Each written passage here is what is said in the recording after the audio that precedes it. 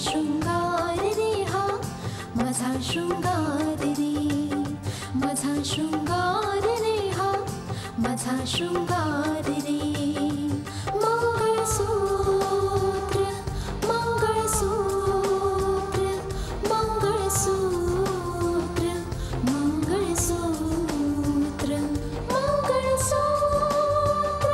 मंगळसूत्र मंगळसूत्र मंगळसूत्र.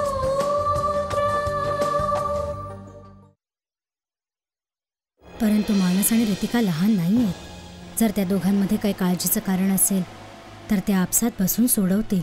सूर्या त्या दिवशी सांगत होता की रितिका आणि मानसमध्ये ना काहीतरी चाललंय. मानस केवळ माझा आहे आणि फक्त माझाच राहणार. समजलं तुला? मला ह्याचा काही प्रॉब्लेम नाहीये रितिकाजी, पण मानस माझा सुद्धा आहे आणि माझाही राहील. तुमच्यासारखे लोक जे असतात ना ते स्वतःच्या दुःखाने दुःखी नाही होत, दुसऱ्याच्या सुखाने दुःखी होतात. आता कुठे गेलं तुझं प्रेम? रितिका प्लीज, हिला माणुसकी नको दाखवूस, हिच्या खोट्या इमोशन्सवर नको जाऊस. मग बोल की अजूनही तुला माझ्या मंगळसूत्राची वाटणी हवी आहे?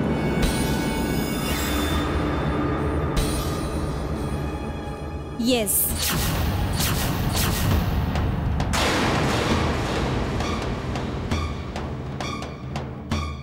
मानससाठी माझा वेडेपणा अजून तसाच आहे.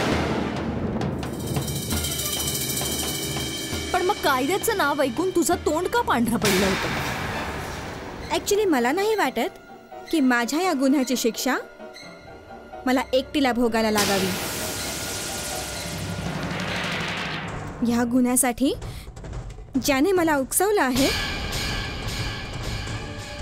मानसला रितिकापासून वेगळं करण्यासाठी ज्याने माझ्याबरोबर कॉन्ट्रॅक्ट बनवलं आहे,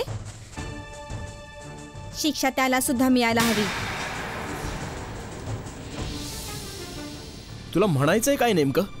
तुझ्या बरोबर कोणी हे कॉन्ट्रॅक्ट केलंय का? म्हणजे तू जे काही केलंस ते कोणा दुसऱ्याच्या सांगण्यावरून केलंस? कोणा दुसऱ्यासाठी काम करतेस तू? हो, मी मानसला सापळा रचून भेटले होते, पण ह्याच्या मी खऱ्या प्रेमात पडले, म्हणून मी ह्याला मिळवण्याचं ठाम केलं. कशिश, तुझ्याकडे अजूनही वेळ आहे. स्पष्टपणे सांग मला की या सापळ्यामागे कोणाचा हात आहे? कम ऑन कशिश, तू सत्य असं हसून टाळू नाही शकत. प्लीज सत्य सांग आम्हाला. आता सत्य सांगावंच लागेल, पण काय तुम्हा लोकांमध्ये सत्य ऐकण्याची ताकद आहे? हे सत्य ऐकून तुमची शुद्ध हरपली तर? आता ही बकवास बंद कर तू आणि सांग सत्य काय आहे. हे बघ कशिश, आम्ही प्रत्येक सत्याचा सामना करायला तयार आहोत. बोल बोल. ठीक आहे, मग चला माझ्या बरोबर. चल.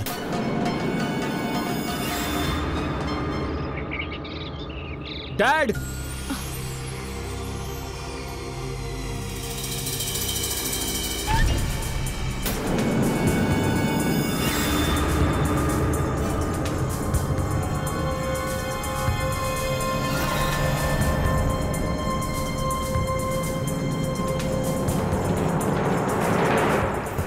कशिश, तू इथे?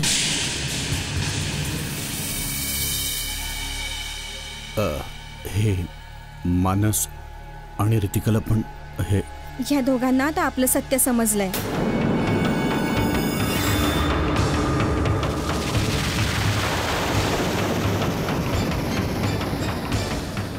काय?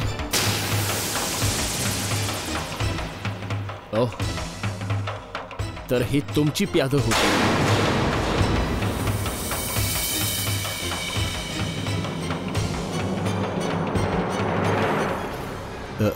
नाही पण बाळा, ते काय की अजून किती खोटं बोलाल तुम्ही? किती? आम्हाला हिने सर्व सांगितलंय.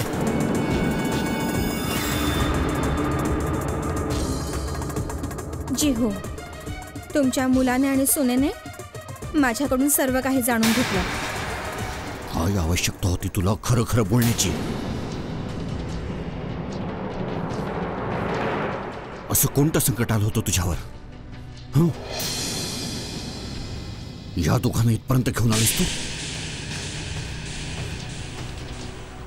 जर मी तसं केलं नसतं तर रितिकाजींनी मला पोलिसांच्या ताब्यात दिलं असतं. तुम्ही असं का केलं पप्पा? का म्हणून केलं हे सर्व? का केलं पप्पा? डॅड, आमचा इतकाच तिरस्कार होता तर आम्हाला गोळी मारून टाकायची तुम्ही? आम्ही काहीच बोललो नसतो.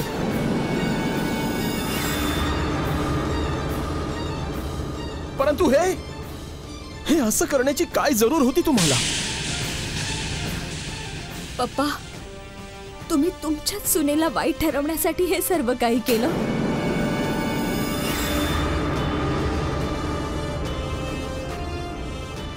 इतकी घाणेरडी खेळी रचली.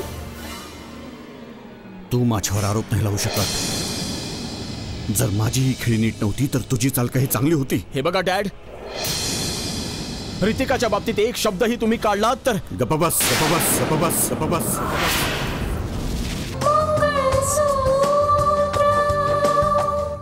गप्प बस, गप्प बस, गप्प बस, गप्प बस, गप्प बस.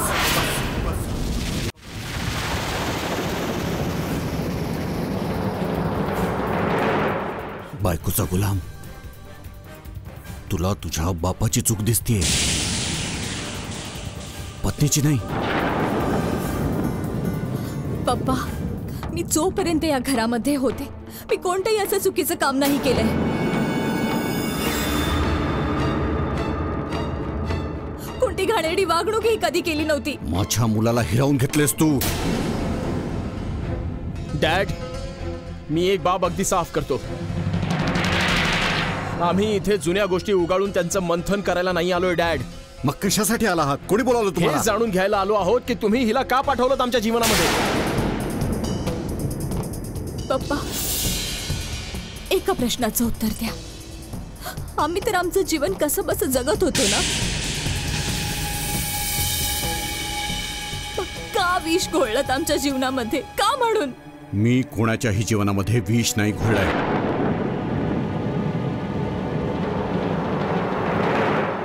माझा हरवलेला मुलगा परत मिळवण्याचा प्रयत्न केलाय मी. मुलाला मिळवण्यासाठी ही चाल जरुरीची होती. मग ह्यात काय चुकीचं आहे?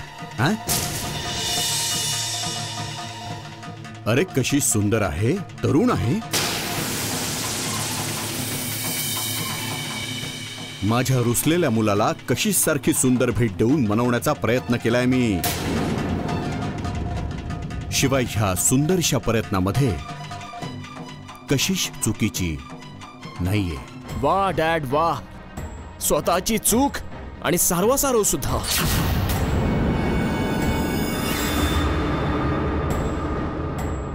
तुमची शरम कुठे निघून गेली डॅड? मला वाटतंय की कदाचित तुमचा स्वाभिमान हरवलाय. हो, हरवलाय माझा स्वाभिमान. तुला मिळवण्यासाठी खूप प्रयत्न केलेत मी माणूस. शिवाय अजून मी बरेच प्रयत्न करू शकतो.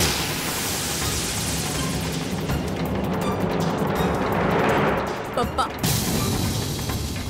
तुमच्या मुलाने तुमचं घर सोडलं त्याचं कारण तुम्ही होतात. फक्त आणि फक्त तुम्ही.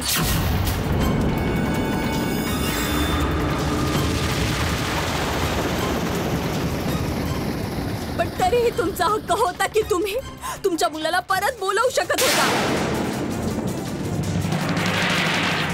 पण तुम्हाला कोणताही हक्क नव्हता की तुम्ही माझ्याकडून माझा पती हिरावून घ्याल.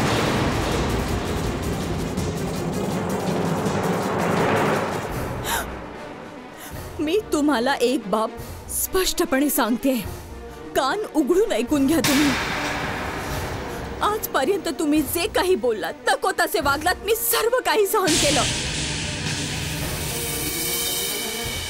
मात्र यापुढे जर तुम्ही माझ्यापासून माझा पती हिरावण्याचा प्रयत्न केलात ना, तर मी नात्यांच्या सर्व मर्यादा विसरून जाईन, सर्व काही विसरून जाईन.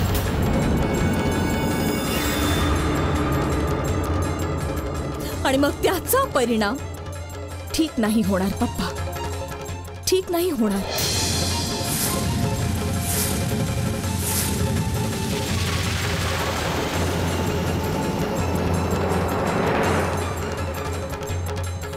चल मानस.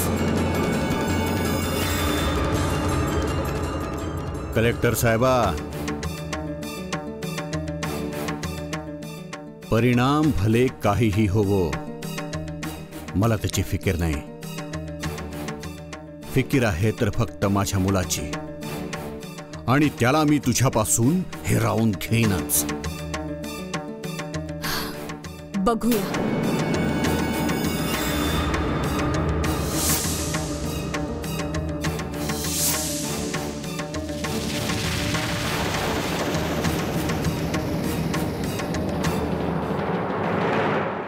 रघुवीरजी आपल्या मुलाला आणि सुनेलाही अशी वाईट वागणूक देऊ शकतात असा मी कधी विचारच केला नव्हता. मानस, मला वाईट वाटतं हे बोलताना की तुझे वडील एक खूपच कद्रू माणूस आहेत. एक असा माणूस जो त्याचं स्वतःचं घर जळून गेलं तर विचार करतो की शेजाऱ्याचं घर का नाही जळलं. माझा तर विश्वासच नाही बसत आहे की रघुवीरजी ही अशी गोष्ट करू शकतात. खरं तर हे सर्व काही माझ्यामुळे झालंय.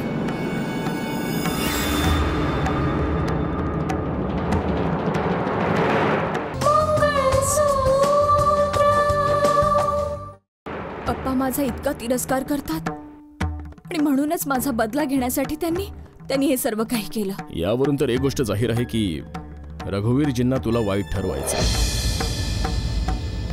परंतु रितिकाला वाईट दाखवण्याच्या नादामध्ये स्वतःही इतके वाईट ठरले की सर्वांच्या नजरेमध्ये त्यांचा आदर नाही उरला. एका मुलीला मोहरा बनवून त्यांनी आपल्या सुनेच्या जीवनात विष घोळण्याचा प्रयत्न केला.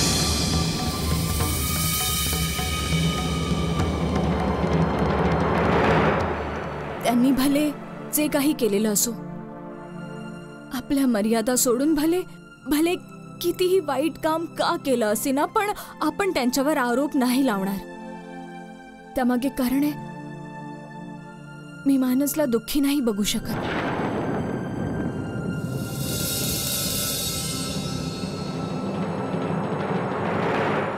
हो, तसे ह्यामध्ये मानसचा काय दोष आहे?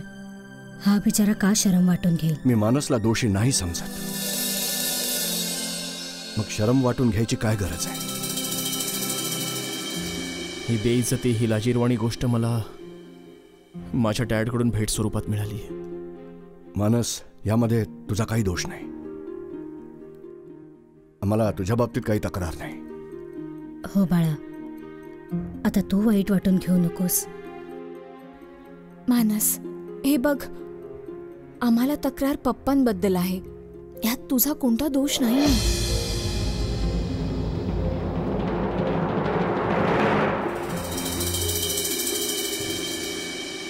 ज्याप्रमाणे मुलांच्या गौरवाने आईवडिलांचा गर्व असतो, त्याचप्रमाणे आईवडिलांच्या गैरवर्तनाने मुलांना शरमेनं झुकावं लागतं.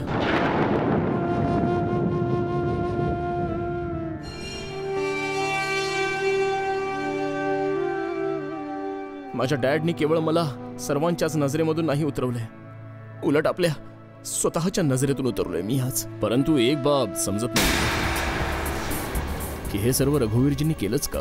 माहित नाही रघुवीरजी कोणत्या गोष्टीचा बदला घेत आहेत आपल्या मुलाशी.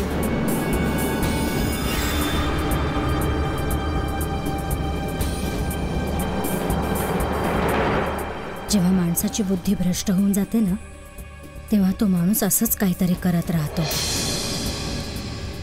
रघुवीरजी त्यांच्या मनामध्ये हा गैरसमज धरून बसलेत की मी आणि रितिकाने मिळून मानसला त्यांच्यापासून हिरावलं, त्यांच्या मुलाला त्यांच्यापासून परक केलं. नाही पप्पा, आपण कोणालाही कोणापासून परक नाही केलंय.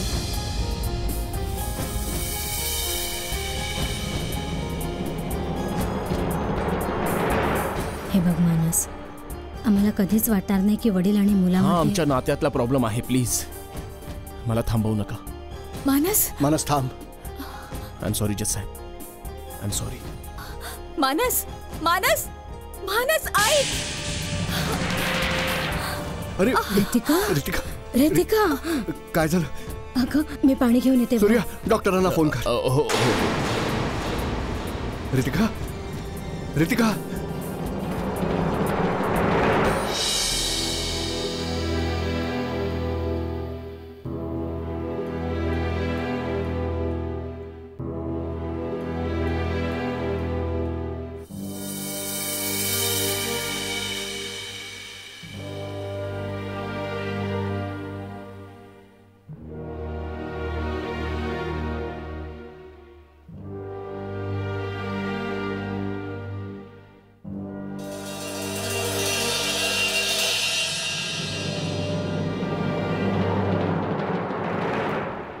डॉक्टरीणबाई, खूप चिंता वाटते. काही काळजीचं कारण तर नाही आहे ना?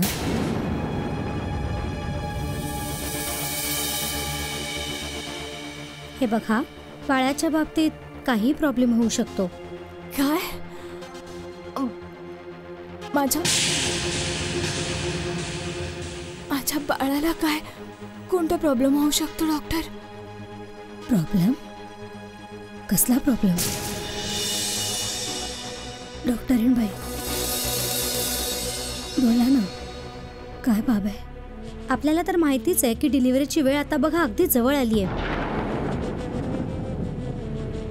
म्हणून अशा वेळी एक्स्ट्रा लक्ष देण्याची जास्त जरूर भासते. घरातलं टेन्शन, घरातले प्रॉब्लेम्स, आता ह्या सगळ्या गोष्टींपासून यांना दूर ठेवायचं.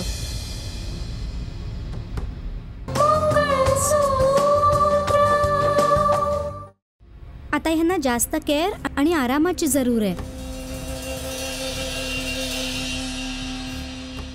आणि ह्या सिच्युएशनमध्ये ब्लड प्रेशर नॉर्मल राहिलं पाहिजे. मला तुमचं म्हणणं समजतंय डॉक्टरीणबाई. आम्ही पूर्ण प्रयत्न करतोय. शिवाय तसंही आमची रितिका खूप हिमतीची आहे. Very good. जर अशी बाब आहे तर आपलं काम तर सोपं होऊन जाईल. जर ह्यांनी अशाच प्रकारे हिंमत दाखवली तर आपल्यासाठी सर्व काही इझी होऊ शकतं. डोंट वरी, मी काही औषधं पाठवून देते. आता मी निघते. Okay, thank you.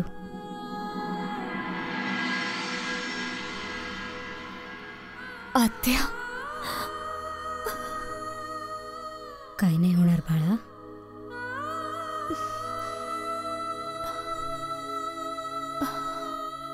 मला भीती वाटते आत्या. बिलकुल चिंता करू नकोस. सगळं काही ठीक होईल. भगवंतावर भरोसा ठेव. तू बिलकुल टेन्शन घेऊ नकोस. तुझ्या ह्याच अश्रूंनी माझ्या उमेदीवर पाणी फिरलेलं आहे. धुळीस मिळवला माझा प्लॅन. तुम्हाला तुमची उमेद दिसते, माझे इमोशन्स नाही. तुझे इमोशन्स?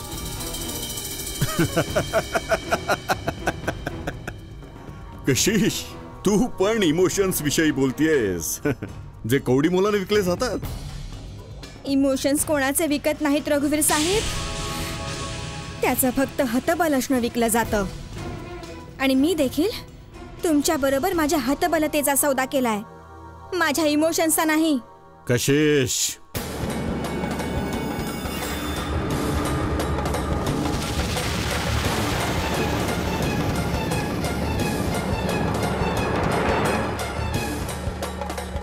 मी ही बाब काही म्हणींमध्ये ऐकली होती की मुंगीला पंख फुटतात. आज स्वतःच्या डोळ्यांनी बघून सुद्धा घेतलं. मग हेही ऐकलं असेल की तीच मुंगी जर बदला घ्यायचं ठरवते तर हत्तीलाही मारून पाडू शकते. कशिश, तुझ्या ह्या अशा वर्तनाचा मला राग नाही तर प्रेमच वाटतंय. आणि मला तुमचा केवळ तिरस्कार वाटतोय. अरे, जेव्हा तुझ्या प्रेमाची जादू मानसवर नाही चालली तेव्हा तुझा तिरस्कार माझं काय बिघडवेल? हे बघ, तू एक मुलगी आहेस, सुंदर आहेस, अगदी सहजपणे कोणाचंही प्यादं बनून जातेस. जशी तू माझ्या खेळातलं प्यादं बनलीस. हे गैरसमजाच्या गार्डन मध्ये फिरणं बंद करून टाका. तू पण गैरसमजाच्या स्पर्धेतून बाहेर ये, नाहीतर तोंडावर पडशील. सगळ्या इमोशन्सचा चक्काचूर होऊन जाईल तुझ्या.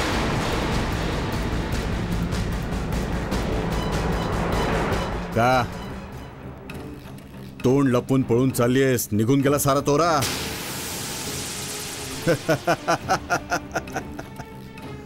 हे बघ कशेश,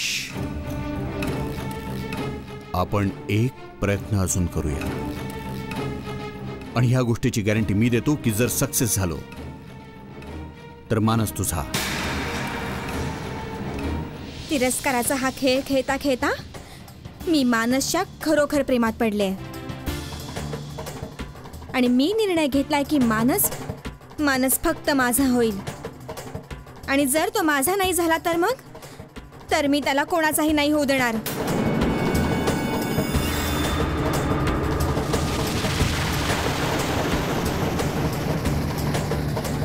आणि मी निर्णय घेतलाय की मानस फक्त माझा होईल आणि जर तो माझा नाही झाला तर मी त्याला कोणाचाही नाही होऊ देणार.